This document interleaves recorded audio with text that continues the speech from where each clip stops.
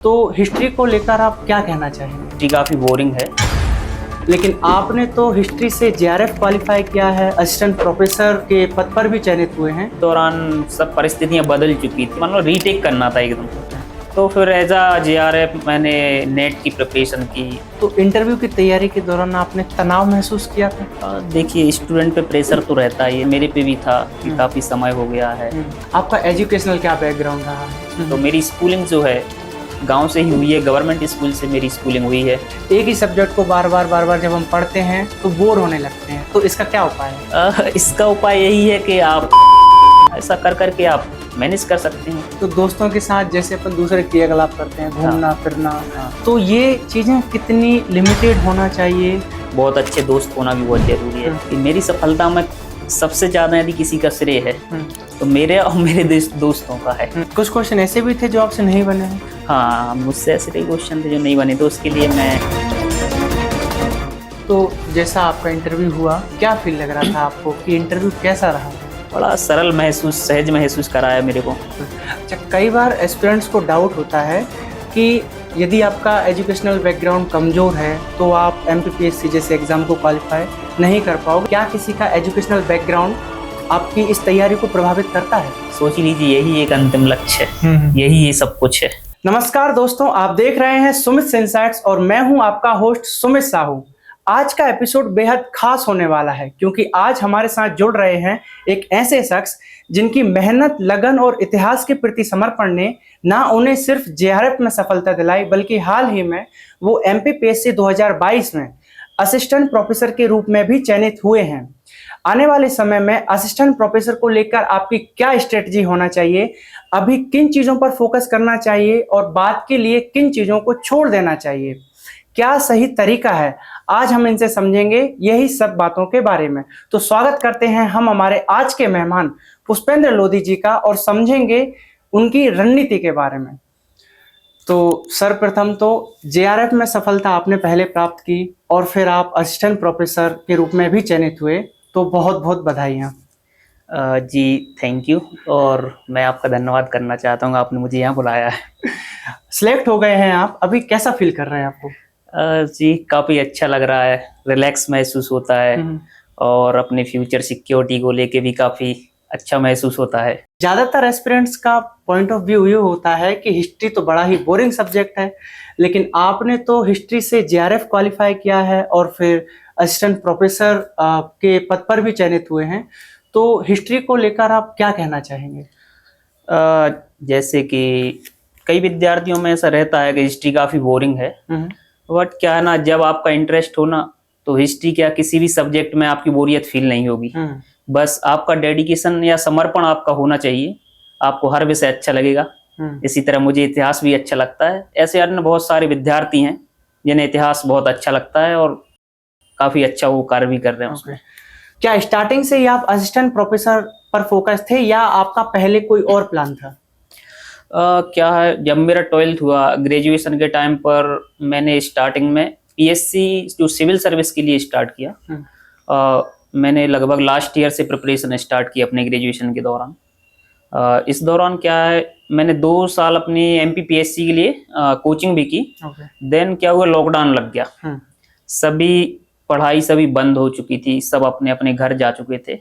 उस दौरान थोड़ा ऐसा हुआ कि कुछ और भी कर लेना चाहिए साथ में, तब मेरा इस और माइंड डाइवर्ट हुआ और उसी दौरान मैंने एमए स्टार्ट किया था।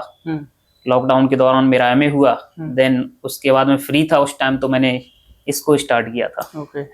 तो आपने जैसा कि पहले आप एमपीपीएससी की तैयारी करने आए थे, उसके बाद असिस्टेंट प्रोफेसर पर मुड़ गए जी, तो ऐसा नहीं लगा कि आप जिस चीज के लिए आए थे और आप अब कुछ और की तैयारी कर रहे हो? ऐसा तो नहीं हुआ क्योंकि उस दौरान सब परिस्थितियां बदल चुकी थी एकदम। पढ़ाई के समझ लिए बंद ही हो चुकी थी, वापस घर भी जाना हुआ था, तो सब एकदम फिर से नया शुरू करना था, स्टार्ट से मतलब रीटेक करना था एकदम। तो फिर एज आ जेआरएफ मैंने नेट की प्रिपरेशन की और मुझे फर्स्ट अटेम्प्ट में मेरा अच्छा वो रहा, नेट के साथ साथ मेरा जेआरएफ हो गया, तो इंटरेस्ट क्या ना और ज्यादा बढ़ गया इससे। तो आपका ये पहला ही अटेम्प्ट था असिस्टेंट प्रोफेसर के लिए? जी, मेरा फर्स्ट अटेम्प्ट था और नेट में भी मेरा फर्स्ट अटेम्प्ट में नेट जेआरएफ हुआ था। और इसके बाद जैसे ही वैकेंसी आई 2022 में, लगभग दिसंबर 2022 में इसका नोटिस आता है, और इसी दौरान से थोड़ी थोड़ी प्रिपरेशन जारी रही और फर्स्ट ईयर अटेम्प्ट में आज। अच्छा, फर्स्ट अटेम्प्ट में सिलेक्शन होना बहुत बड़ी बात होती है, जब सारी चीजें बहुत अच्छी चल रही होती हैं, आपकी पढ़ाई अच्छी चल रही होती है, आपका रूटीन बहुत अच्छा चल रहा होता है, तब जाके फर्स्ट अटेम्प्ट में सिलेक्शन होता है। जी बिल्कुल, यदि आप निरंतर किसी कार्य के प्रति समर्पित रहते हैं तो आपको पता ही नहीं चलता है कि क्या चल रहा है, धीरे धीरे सब कुछ ठीक हो जाता है। और मेरे साथ भी यही हुआ, समय काफी था, धीरे धीरे स्टार्ट किया, जैसे ही एग्जाम की डेट आई तो और डेडिकेशन बढ़ा दिया और फर्स्ट ईयर टर्म में क्लियर हो गया। आपका एजुकेशनल क्या बैकग्राउंड रहा है? मेरा एजुकेशनल बैकग्राउंड स्टार्टिंग से देखा जाए तो मैं ग्रामीण पृष्ठभूमि से हूँ, तो मेरी स्कूलिंग जो है गांव से ही हुई है, गवर्नमेंट स्कूल से मेरी स्कूलिंग हुई है। उसके बाद मैं अपने डिस्ट्रिक्ट में जाता हूँ, 11th 12th में वहां से करता हूँ। ग्रेजुएशन भी मेरा मेरे डिस्ट्रिक्ट के जो पीजी कॉलेज से किया, नेट या पीएससी की ओर मेरा रुझान आया। अच्छा, कई बार एस्पिरेंट्स को डाउट होता है कि यदि आपका एजुकेशनल बैकग्राउंड कमजोर है तो आप एमपीपीएससी जैसे एग्जाम को क्वालिफाई नहीं कर पाओगे या आपके चांसेस बहुत कम होते हैं। तो मैं आपसे ये जानना चाहता हूँ कि क्या किसी का एजुकेशनल बैकग्राउंड आपकी इस तैयारी को प्रभावित करता है? ऐसा तो नहीं है कि आपका बैकग्राउंड ग्रामीण रहा है या कहीं और से रहा है तो प्रभावित करेगा। अपने आप पर भरोसा रखिए, मेहनत करिए आप, और अपने लक्ष्य के प्रति समर्पित रहिए, तो ऐसा कोई लक्ष्य नहीं है जो आप प्राप्त नहीं कर सकते। तैयारी के दौरान आपने किसी तरह की समस्याओं या प्रेशर का सामना किया है? देखिए, स्टूडेंट पे प्रेशर तो रहता ही है जब वो अपने घर से निकलता है। जब उसको तैयारी में कुछ समय लग जाता है, मान लीजिए 2 3 4 5 साल हो गए, तो फिर वो प्रेशर आ जाता है। तो वो सब पे रहता है, मेरे पे भी था कि काफी समय हो गया है, लगता था कि अब सिलेक्शन हो जाना चाहिए। तो घर वालों का भी ये रहता है कितना समय है, अभी आप कहीं जाते हैं तो जनरली यही क्वेश्चन होता है, क्या कर रहे हैं आप, कितना समय लगेगा। और एटलीस्ट जब आप गांव वगैरह में पहुंच जाओगे तो वो तो यही कहेंगे कब नौकरी लग रही है आपकी। सही। तो ऐसे क्वेश्चंस जब होते हैं तो काफी तनाव सा महसूस और बढ़ जाता है। ऐसी परिस्थितियां हमारे साथ भी हुई फाइनली। तो कैसे मैनेज करें स्टूडेंट्स उन्हें? क्योंकि होता क्या रहा है कि ज्यादातर एस्पिरेंट्स जो हैं फेल हो रहे हैं, बार बार एग्जाम नहीं निकल रहे हैं, तो वो तनाव से भी गुजर रहे हैं, उनको कई सारी फ्रस्ट्रेट भी हो रहे हैं, डिप्रेशन भी हो रहे हैं। तो वो कैसे इस चीज से ओवरकम करें? तनाव से निकलने का एक बेहतर उपाय ये हो सकता है, जैसे आपकी रुचि किसी खेल में है तो उसमें थोड़ा समय दीजिए। उससे क्या ना, आपका जो तनाव वाला समय है उससे आप निकल सकते हैं। क्या ना, माइंड डाइवर्ट हो जाता है दूसरी ओर। जिसमें जैसे हमारी खेल में रुचि है तो जब हम खेलते हैं ना तो उस साइड से हमारा पूरा जो माइंड सेट है हट जाता है, तो आप फ्रेश फील करते हैं। तो आप ऐसा कुछ है, कोई मेडिटेशन है तो उसका सहारा ले सकते हैं, कोई खेल का सहारा ले सकता है। किसी का होता है दोस्तों के साथ समय व्यतीत करें, उनके साथ मिलें, अपनी समस्या सुनाएं, तो क्या ना इससे भी किसी का वो होता है, प्रेशर कम होता है।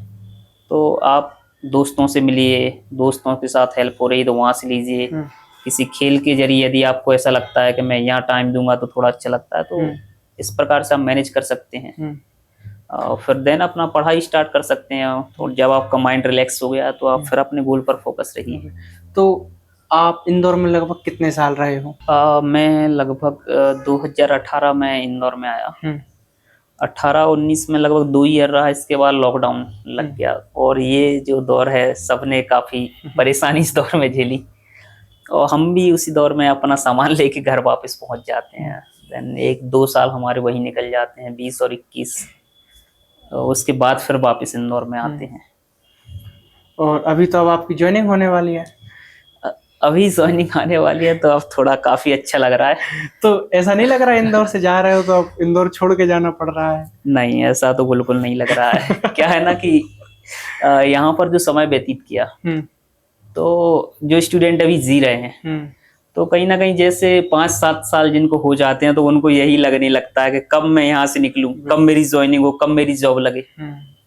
तो वो अब पल आ गया, तो मैं बहुत खुश हूँ। खुश हो ना? इंदौर छोड़ने का गम नहीं है? नहीं, ऐसा कुछ नहीं है। खासकर जब आप इंदौर, हाँ, जब देखिए हम इंदौर जिस गोल के लिए आए थे वो अचीव कर लिया है। अल्टीमेट हमारा इंदौर आने का एक ही लक्ष्य था, वो मिल गया है और उसको उसके साथ हम जा रहे हैं तो बहुत अच्छा लग रहा है। एस्पिरेंट्स को क्या संदेश देना चाहेंगे जिनको काफी लंबे समय इंदौर में हो गया तैयारी करते हुए और वो अभी भी कहीं ना कहीं अटके हुए हैं एग्जाम को लेकर, या एग्जाम में जो देरियां हो रही हैं, पेपर स्थगित हो रहे हैं, तो आप क्या उन्हें कहना चाहोगे? क्या है ना कि जब कोई एग्जाम डेट लेट हो जाती है या कैंसिल हो जाता है तो बच्चे क्या है ना अपनी जो तैयारी रहती है वो कम कर देते हैं। बिल्कुल, हाँ। तो ऐसी परिस्थितियों में कमजोर से पड़ जाते हैं और फिर अचानक क्या होता है एग्जाम डेट आ जाती है और हम प्रिपेयर नहीं हो पाते हैं। तो आप कोशिश करिए कि हमारा 100% दें। हमारी जैसे स्टडी चल रही है तो उसको कंटिन्यू रखिए। एग्जाम लेट हो गया, एटलीस्ट कुछ दिन मान लीजिए आपको लग रहा है तो आप 1-2 दिन का ब्रेक ले सकते हैं, देन आप कंटिन्यू कर सकते हैं। यदि मान लीजिए डेट आ गई तो उस टाइम अब आपको ऐसा नहीं लगना चाहिए कि हमारी कुछ कमी रह गई है या मैं थोड़ा और समय मिल जाता था तो मैं ये और पढ़ लेता तो मैं और बेहतर कर पाता। तो ऐसी परिस्थितियों देखो हमारे हाथ में क्या है, पढ़ना है, तो उसको हमें कभी कम नहीं करना है। एग्जाम बॉडीज जो हैं वो अपने अकॉर्डिंग काम करती हैं, उन पे हम ब्लेम ही कर सकते हैं और हम उनको कुछ नहीं कर सकते। नुकसान अपना ही हो रहा है, नुकसान हमारा हो जाता है। उनका कार्य करने का जो भी तरीका है वो कर रहे हैं, लेकिन आपका जो कार्य करने का तरीका है आप जो कर सकते हैं उसको आप बेहतर कीजिए। आप तैयार रहिए, किसी भी समय आपका एग्जाम हो उसके लिए आप तैयार रहिए और जैसे ही आपको मौका मिले तो आप तो फोड़ दीजिए। मैं तो कह रहा हूँ एकदम बेस्ट करके आइए आप। बिल्कुल बिल्कुल। आप इंदौर में भोलाराम पढ़ रहे हो। हाँ। भोलाराम पर बहुत भीड़ है। हाँ। तो भोलाराम की भीड़ को लेकर क्या कहोगे आप? देखिए भीड़ तो है और उसको हम कम नहीं कर सकते, बढ़ेगी, लेकिन हम उस भीड़ का हिस्सा होने से बच सकते हैं। बिल्कुल।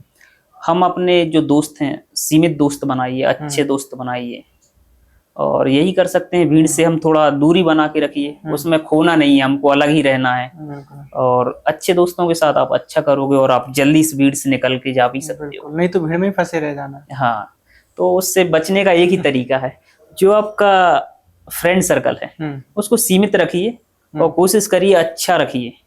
यदि कोई मान लीजिए रास्ता भटक रहा है तो उसको रास्ते पर लाइए, समझाइए। यदि वो उसकी इच्छा यदि वो नहीं मानता है तो उसको छोड़िए, आप अपने आप फोकस कीजिए। आप अपना काम क्या है उसको सही मार्ग पे ले जाना। यदि वो जा रहा है तो ठीक है, देन जो आपके साथ हो उनके साथ आप अपना कंटिन्यू रखिए और भीड़ का हिस्सा होने से बचिए। तो आपका पढ़ाई करने का क्या तरीका होता था? आप रूम पर पढ़ाई करते थे या लाइब्रेरी जाते थे? मेरा ऐसा था कि जो मॉर्निंग टाइम में था मैं लगभग अपने रूम पे ही पढ़ता था। सुबह दोपहर के टाइम में जब क्या ना खाना पीना खा के जब थोड़ा आलस वालस सा आने लगता है उस टाइम में लाइब्रेरी चला जाता था। तो मैं लगभग शाम के 8 बजे तक मेरी लाइब्रेरी टाइम रहता था, मतलब 2 से 8 के टाइम का जो स्लॉट मैंने ले रखा था उस दोनों आराम से मैं 6 घंटे में से 4 घंटे बेहतरीन आप पढ़ लेता था, 4 से 5 घंटे तो एनफ हो जाता था फर्स्ट। देन अपने रूम खाना पीना खाया, यदि मन लग रहा है तो रात में थोड़ा बहुत और पढ़ लेते थे, सो जाता था। फिर वही अर्ली मॉर्निंग वही स्टार्ट अपना। ओके। कोचिंग इंस्टीट्यूट क्या इस एग्जाम की तैयारी करवाते हैं? जैसे एमपीपीएससी की तो बात हम करते ही हैं, असिस्टेंट प्रोफेसर या जेआरएफ, क्या इनकी भी क्लासेस लेनी चाहिए? देखिए क्या हुआ है ना, हमारे यहाँ जो असिस्टेंट प्रोफेसर की वैकेंसी है काफी समय से आ नहीं रही है, तो अभी बैक टू बैक 2022 से 2024 में देखने को मिला है हमें। तो काफी जो कोचिंग संस्थान है वो इस ओर कार्य कर रहे हैं। तो यदि आपको लग रहा है कि आप जरूरत है तो आप ज्वाइन कर सकते हैं। हाँ, बट थोड़ा ध्यान देना पड़ेगा अपन को भी कि वहां से पूरा नहीं हो रहा तो क्या ना कोचिंग संस्थान क्या सिर्फ डायरेक्शन दे सकता है, मेहनत हमको ही करनी है एटलीस्ट। तो यदि आपको जरूरत है डायरेक्शन की तो जाइए, वरना मेहनत तो आप खुद को करना ही पड़ेगा, खुद को ही करना पड़ेगा। हाँ बिल्कुल रहेगा।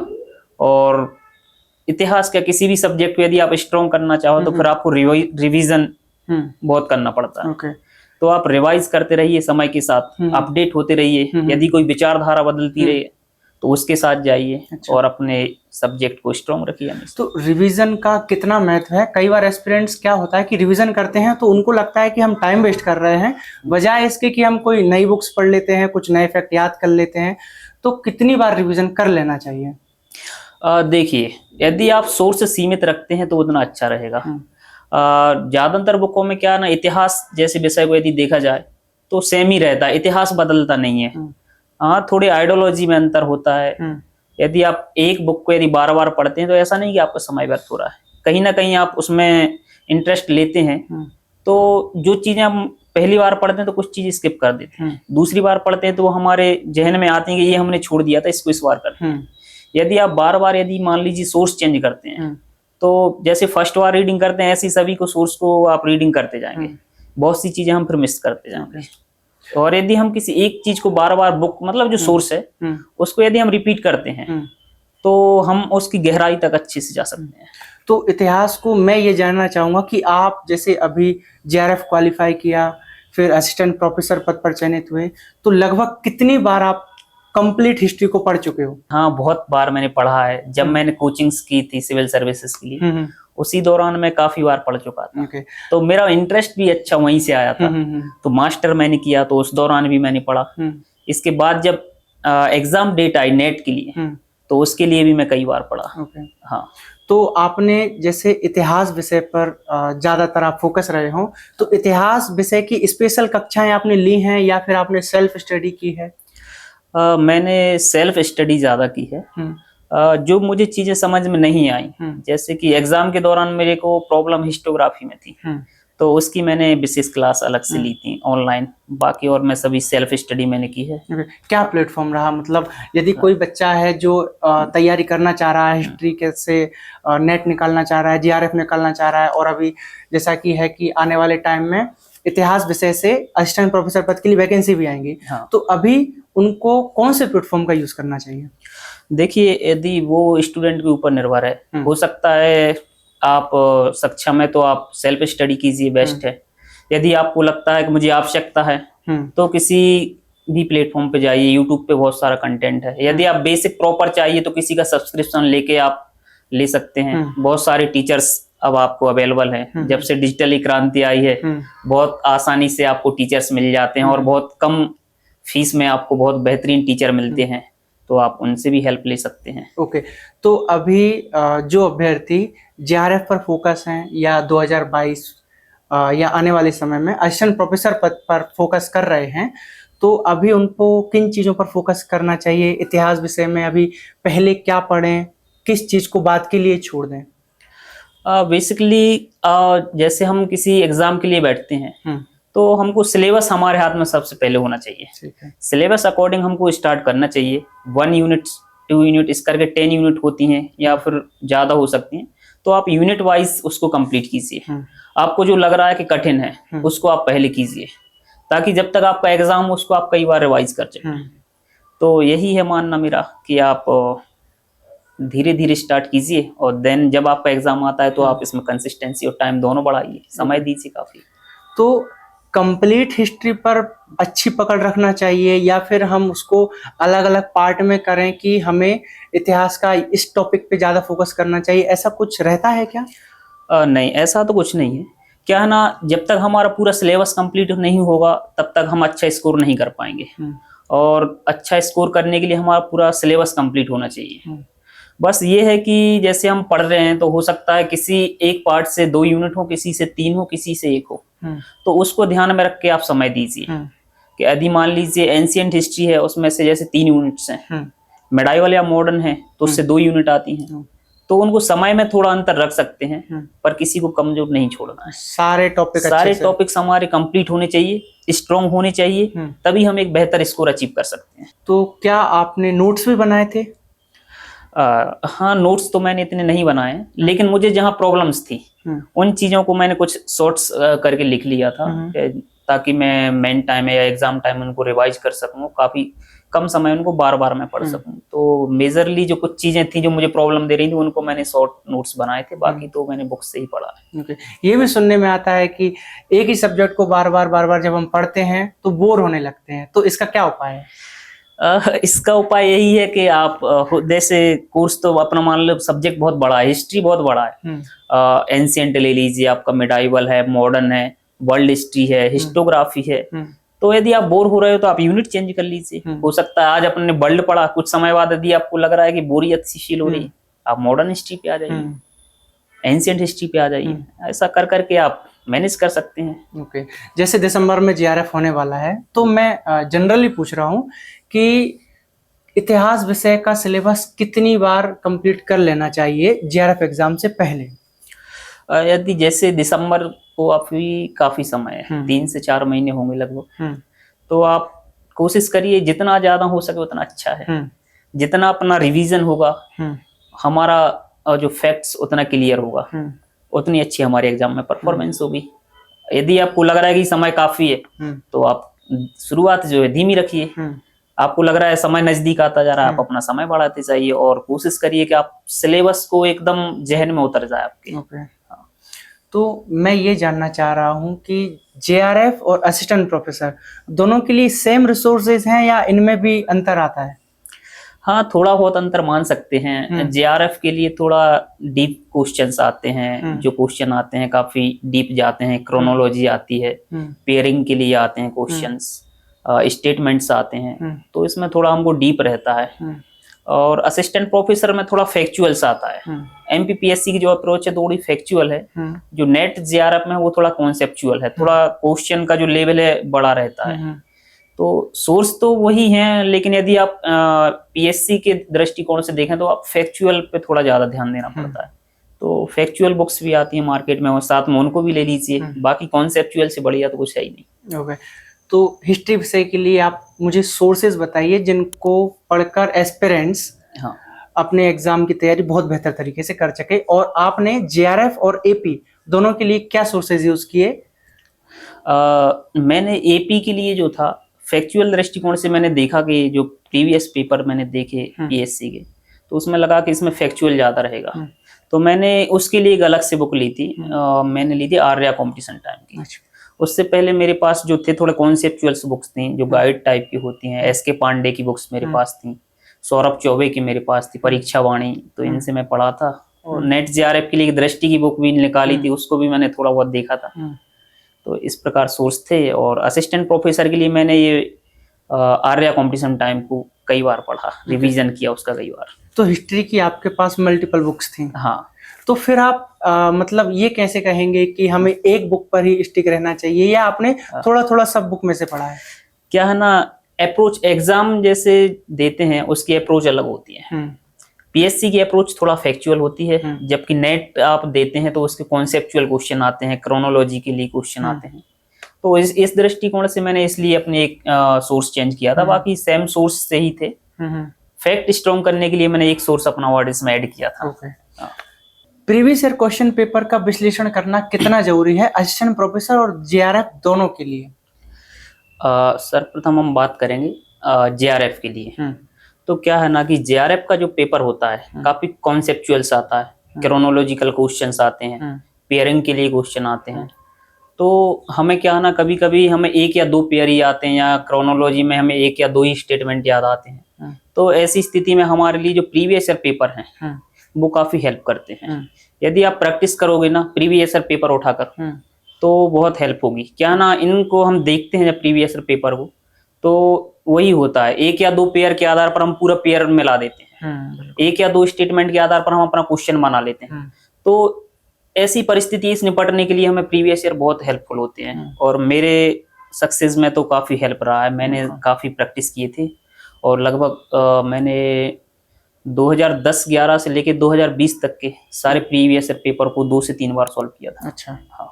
तो मतलब वो आपके मुंह जुबानी होना चाहिए कुल मिला के? हाँ, मतलब पैटर्न हमको समझ में आना चाहिए।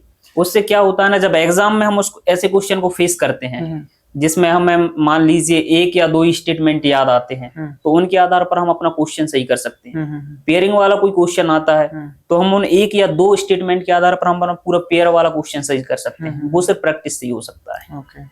और ऐसे ही एपी में है असिस्टेंट प्रोफेसर के लिए। यदि आप मान लीजिए किसी एग्जाम में बैठे हो, सिली मिस्टेक कर दिए, हो सकता है 2 से 5 क्वेश्चन आप ऐसे खो सकते हो। यदि आप मॉक टेस्ट देते हैं या आप कहीं टेस्ट सीरीज ज्वाइन करते हैं, तो जो क्या ना बेसिक क्वेश्चन जो हमारे होते हैं, हम रीडिंग में मिस्टेक कर देते हैं, क्वेश्चन गलत कर देते हैं। क्या होता है, कभी हमने पढ़ा क्वेश्चन और नहीं लिखा है और हमने उसको स्किप करके पढ़ लिया, तो अर्थ का अनर्थ हो जाता, पूरा क्वेश्चन व्यर्थ हो जाता हमारा। तो इस प्रकार की चुनौतियों से बचने के लिए क्या ना टेस्ट सीरीज होना बहुत जरूरी है। मुझे लगता है कि यदि आप प्रॉपर टेस्ट सीरीज देते हो, एग्जाम से पहले यदि आप टेस्ट देते हो, तो 2 से 3 या 5 क्वेश्चन आपके इंक्रीज हो सकते हैं, जो कि सिली मिस्टेक्स आपसे होने वाली थी वो बच सकती हैं आपसे। यदि अभ्यर्थी हैं प्रीवियस ईयर क्वेश्चन पेपर जिन्होंने कर लिए हैं और इसके अलावा वो और भी प्रैक्टिस करना चाह रहे हैं, तो वो प्रैक्टिस कहाँ पर करें? अब तो देखिए, प्रैक्टिस प्रीवियस ईयर के अलावा ऑनलाइन प्लेटफॉर्म पर भी कई सारी टेस्ट सीरीज चल रही हैं, ऑफलाइन कई सारी कोचिंग्स जो है वो टेस्ट सीरीज करा रही हैं, तो आप उनको ज्वाइन कर सकते हैं। जीआरएफ असिस्टेंट प्रोफेसर के लिए? जीआरएफ के लिए भी अवेलेबल हैं, जैसे टेक्स्ट बुक वगैरह पे आराम से क्वेश्चंस मिल जाते हैं। तो ये कहीं ना कहीं फायदा करते हैं? बिल्कुल हेल्प करते हैं, पैटर्न समझने में हेल्प करते हैं। सिली मिस्टेक्स जो हमसे एग्जाम में होने वाली होती हैं वो हमसे बच जाते हैं, तो कहीं ना कहीं हमारे स्कोर को बढ़ा ही देते हैं 2 से 5 क्वेश्चन तक। बिल्कुल। आपका सिलेक्शन फर्स्ट अटेम्प्ट में हुआ है, मैं फिर से कह रहा हूँ क्योंकि ये बहुत बड़ी बात होती है जी। तो मैं ये जानना चाह रहा हूँ कि आपका डेली रूटीन क्या होता था? सुबह से लेकर रात को सोने तक आप किस तरह से अपने टाइम को मैनेज करते थे? बेसिकली क्या है, सुबह जल्दी किसी को उठना होता है, जल्दी किसी का लेट। मैं बेसिकली 7 से 8 बजे उठता था। उसके बाद अपना वही डेली रूटीन, चाय नाश्ता करके बैठता था। तो मेरा यही रहता था कि लंच से पहले मैं कम से 3 से 4 घंटे अपने कंप्लीट कर लूँ स्टडी पे फोकस। तो ऐसे ही आफ्टर फिर लंच वही थोड़ा आराम करना, फिर शाम को 3 से 4 घंटे फिर कोशिश करते थे। तो मेरा रूटीन रहता था कि 7 से 8 घंटे मेरे कंप्लीट हो जाएं डेली। हाँ, इतना पर्याप्त था। यही रूटीन मैंने लगभग काफी समय तक फॉलो किया। और जब एग्जाम जैसे नियर डेट आ चुकी है, अब कुछ ही दिन बचे हैं, तो फिर मैं अपनी टाइमिंग को और बढ़ा देता था। तो 7 से 8 घंटे पर्याप्त हैं? पर्याप्त है। यदि आप पढ़ते हैं, आपने मान लीजिए आप आज हम यहाँ बैठे हैं और आज से हम अपना गोल सेट करते हैं कि हम दिसंबर में हमको नेट का एग्जाम देना है। तो यदि आप आज से 8 घंटे पढ़ते हो एक सब्जेक्ट के लिए, काफी समय है। और यदि आपको लग रहा है कि अब डेट आ चुकी है, एग्जाम डेट बिल्कुल सर पे है, तो आप अपनी टाइमिंग को बढ़ा सकते हैं। आप अपने अनुसार 8 से 10 भी ले जा सकते हैं, 12 भी घंटे ले जा सकते हैं। और आपकी बहुत अच्छी क्षमता है तो 14 घंटे कर लीजिए, बहुत अच्छा रहेगा। बिल्कुल। तो मैं ये जानना चाह रहा हूँ कि एनसीईआरटी भी पढ़ना चाहिए क्या, या जीआरएफ या असिस्टेंट प्रोफेसर के लिए क्या एनसीईआरटी भी उपयोगी है? यदि पढ़ सकते हैं आप, एनसीईआरटी तो बेसिक्स बुक हैं। यदि आपको रेफरेंस बुक ले लीजिए, यदि आपके पास काफी समय है तो आप एनसीईआरटी से शुरू कर दीजिए। यदि आपको अभी दिसंबर में देना है तो आप कई सारी रेफरेंस बुक्स हैं, उनको पढ़ लीजिए। इतना समय काफी है, 3 से 4 महीने जो हैं आराम से आप उनके जरिए कर सकते हो। तैयारी के दौरान जैसे आपने कहा कि आप दिन भर पढ़ते थे या 7 से 8 घंटे का टाइम निकाल लेते थे, फ्रेंडशिप वगैरह नहीं हुई?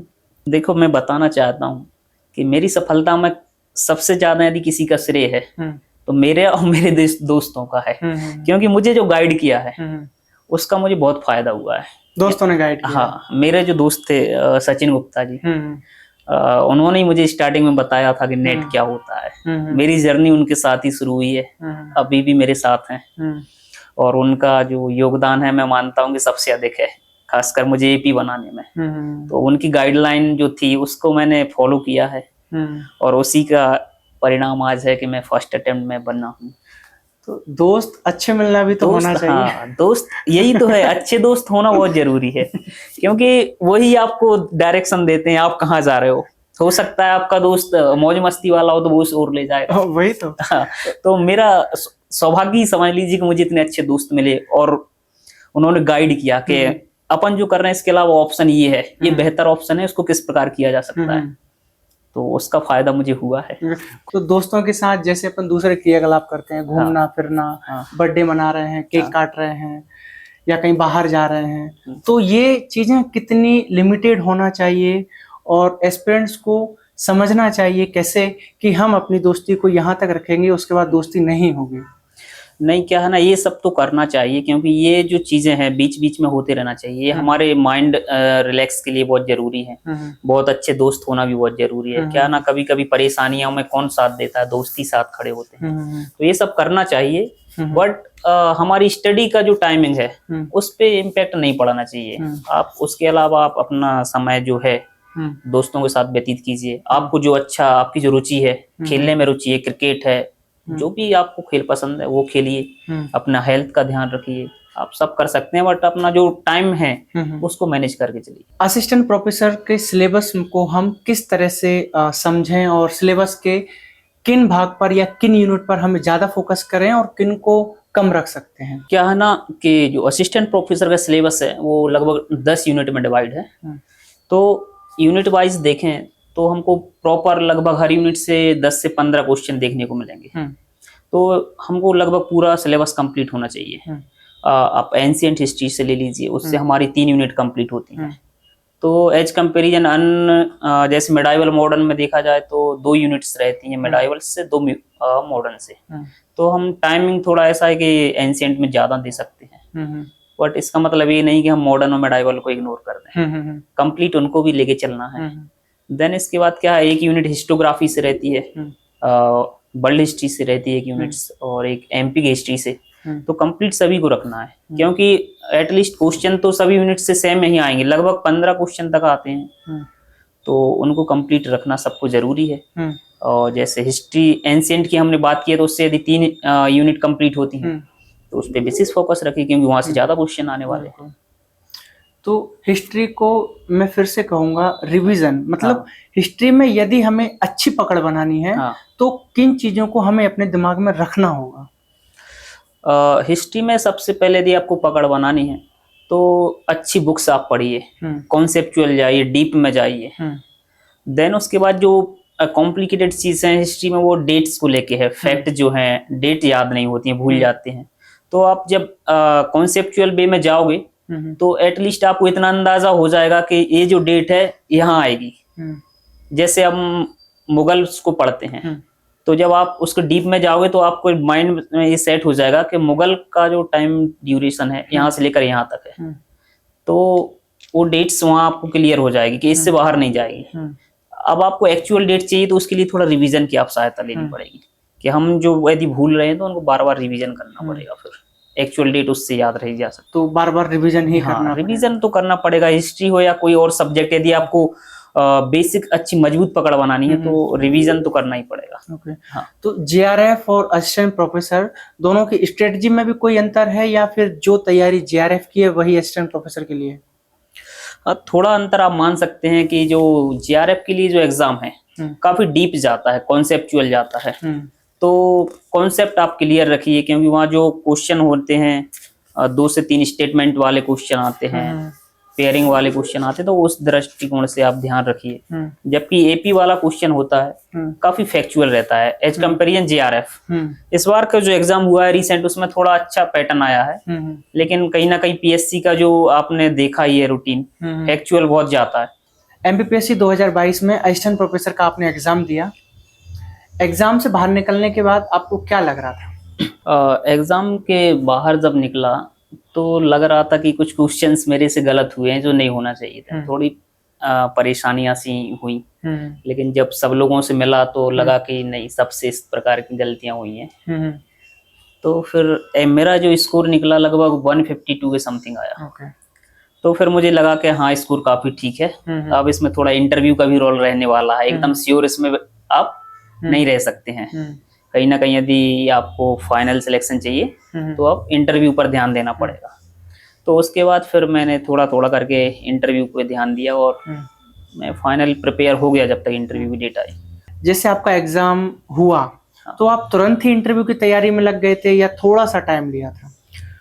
थोड़ा सा समय लगा था। उस टाइम पे थोड़ी परिस्थितियां ठीक नहीं थी, रिजल्ट भी लेट आया था हमारा, तो हमारे पास काफी समय था। यदि अब किसी का होता है तो तुरंत ही लग जाइए तो बेहतर है। सबकी परिस्थितियां अलग होती हैं। हमारे टाइम पे थोड़ा कोर्ट का इशू चल रहा था, केस चल रहा था, इसलिए रिजल्ट आने में देरी हुई। तो हमारे पास पर्याप्त समय था, तो हमने उसका बेहतर यूज किया। यदि अब किसी का जैसे रिजल्ट आया तो तुरंत ही आप लग सकते हैं इंटरव्यू में, वही बेहतर रहेगा। तो रिजल्ट आया उसके बाद तो इंटरव्यू की तैयारी करते ही हैं। जैसे किसी को लग रहा है कि मेरा असिस्टेंट प्रोफेसर का एग्जाम बहुत अच्छा गया है, जो कि अभी जैसे हाल में हुए हैं, बच्चों के एग्जाम हुए हैं और उनको लग रहा है कि मेरा बहुत अच्छा पेपर गया है, तो अभी उनका पहला स्टेप क्या होना चाहिए? देखो, पहला स्टेप वही होना चाहिए कि आप इंटरव्यू की ओर फोकस रहिए। क्या ना, कह नहीं सकते क्या हो जाए इंटरव्यू वाले दिन, लेकिन अपन को उसके लिए तैयार रहना चाहिए। भले हमारा स्कोर अच्छा है तो आप कोशिश कीजिए हम और बेहतर नंबर लाएं, हम रैंक में लाएं, फर्स्ट रैंक लाएं, सेकंड रैंक लाएं। तो वो तभी पॉसिबल है जब हम इंटरव्यू में बेहतर करें।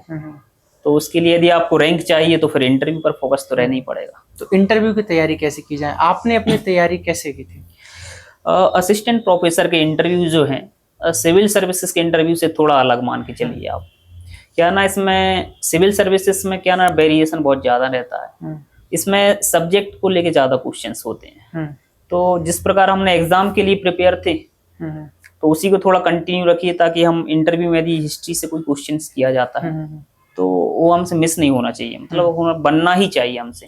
तो उसके लिए थोड़ा प्रिपेयर रहिए, क्योंकि सब्जेक्ट से क्वेश्चंस बहुत होने वाले हैं इससे। अच्छा। और इसके अलावा बेसिक्स जो होते हैं इंटरव्यू में, आपके नाम से रिलेटेड हों, आपके जो बैकग्राउंड है उससे रिलेटेड हों, आपके डिस्ट्रिक्ट से रिलेटेड हों, ये बेसिक चीजें जो होनी चाहिए वो कंप्लीट रखनी है आपको। हॉबी से रिलेटेड आप यदि कोई क्वेश्चंस आते हैं तो आपकी जो हॉबी है उसको क्लियर करके रखिए आप। तो ये अन्य क्वेश्चंस होते हैं बेसिक्स जो होते हैं, तो इन पे भी क्या है आपको ध्यान देना है। ये कहीं ना कहीं हमारी पर्सनैलिटी को शो करते हैं।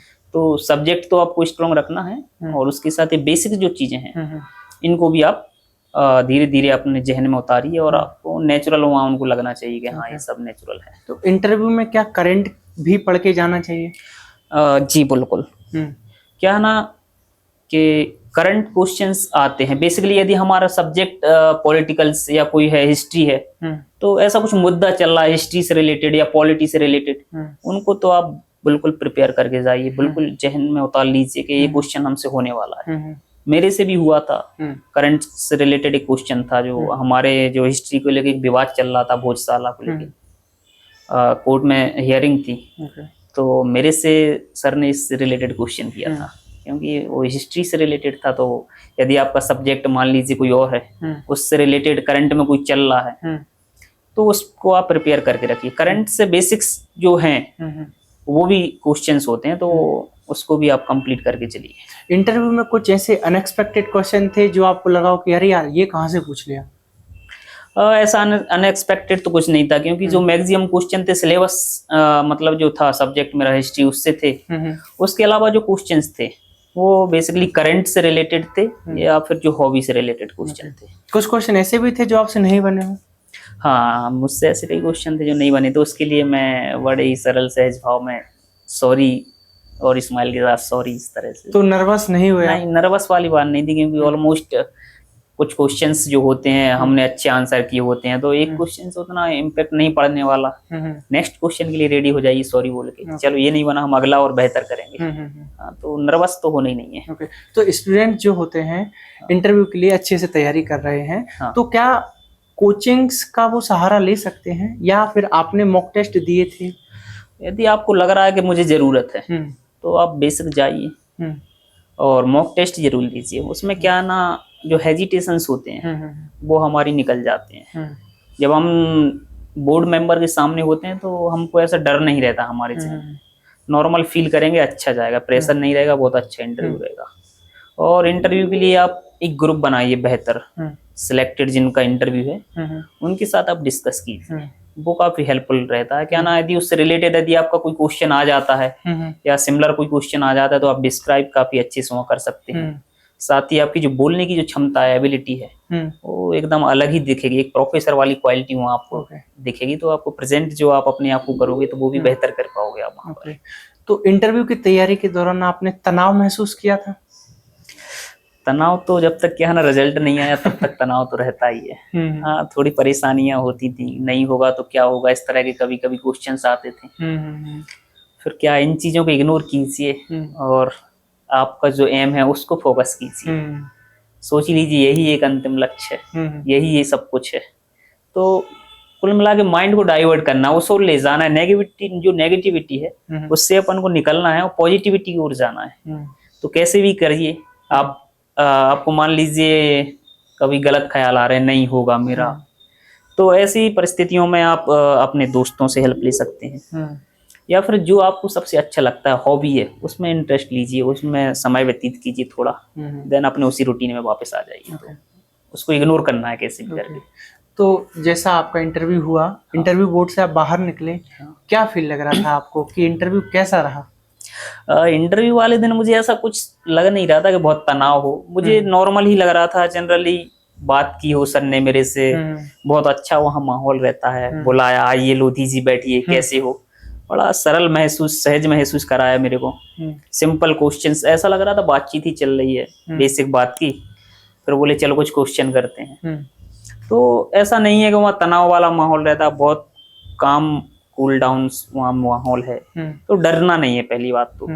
सर जो होते हैं बहुत सरल सिंपल होते हैं, सिंपल क्वेश्चन करते हैं। तो जो इंटरव्यू के प्रति आपकी जो नेगेटिविटी है वो आप यहीं निकाल के जाइए। वहाँ ऐसा कुछ तनाव वाले और रहता नहीं है माहौल।